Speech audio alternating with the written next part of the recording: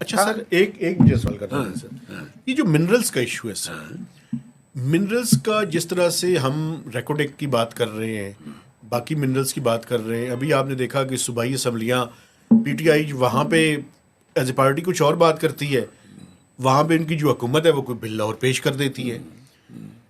GB के आज मुझे पाइट का एक स्टूडेंट मिला, वो कोई और बात कर रहा है, वो भी मुझे कह रहा था कि ये सारी चीज़ें जी हम लोगों को क्यों नहीं देते, ये बाहर से क्यों इन्वेस्टर्स को लाना चाहते हैं। अगर इस तरह की तैयारी के बगैर जिस कंडीशन में हम हैं, आपको क्या खतरात हैं कि ये क्यों आप समझते हैं कि ये ठीक नहीं हो रहा? मैं तो ये कहता हूँ जी, बेसिकली बात ये मिनरल्स जो मैंने उस वक्त भी कहा था, अभी भी कहता हूँ, देखें जो भी चीज़ है वो गोरे की अमानत है।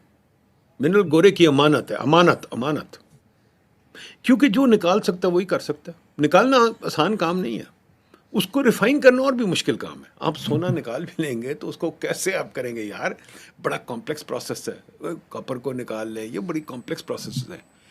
दूसरी चीज़ अभी भी कॉपर जो है चाइनीज लेके चले जाते हैं। बिल्कुल ठीक है, संदक ले गए ना। संदक। दूसरी चीज़ ये कि मिनरल क्या चीज़ है, मतलब ये जो हमारे सामने ये माइक लगा हुआ है, इसमें कितना मिनरल है, इसकी वैल्यू मेरा ख्याल $200 होगी, ठीक।